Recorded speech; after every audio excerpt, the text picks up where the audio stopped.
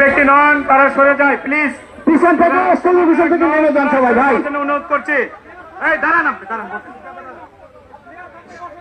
দুনিয়ার কর্মচারী আপনারা পিছন থেকে সবাই সামনে যান।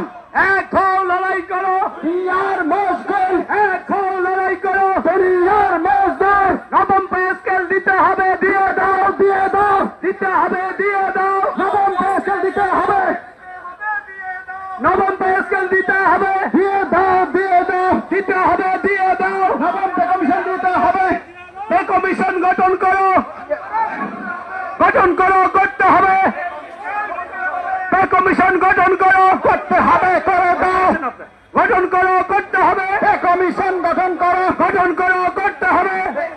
গঠন করো, গঠন করো, করতে হবে। পে কমিশন গঠন করো। অবিলম্বে মর্গ ভাতা দিয়ে দাও, অবিলম্বে মর্গ ভাতা দিয়ে দাও, অবিলম্বে মর্গ ভাতা। সম্মানিত সুধী,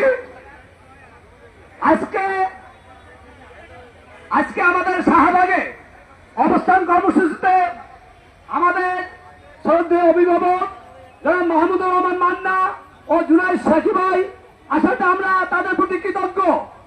আমরা পদার্থদের কর্মচারীরা, আমাদের কোন অভিভাবক ছিল না। বিগত সরকারের সময় আমাদেরকে নানাভাবে হয়রানি করা হয়েছে, আমাদের দাবিকে উপেক্ষা করা হয়েছে। আমাদের দাবি মানা তো দূরের কথা, আমাদেরকে গোয়েন্দা সংস্থা দিয়ে বিভিন্ন সময় উঠিয়ে নেওয়া হয়েছে। আমরা আমাদের শ্রদ্ধেয় অভিভাবকদের আমাদের দীর্ঘদিনের বিভিন্ন কর্মসূচিতে অংশগ্রহণ করে আমাদের দাবির সপক্ষে কথা বলাতে সরকারের তরফ নড়েছে। সরকার এখন আমরা চেয়েছি 50% মহার্ঘ ভাতা, সরকার দিতে চেয়েছে 20% মহার্ঘ ভাতা। 20% মহার্ঘ ভাতা মানি না, মানব না, মানি না, মানব না। অবিলম্বে পে কমিশন।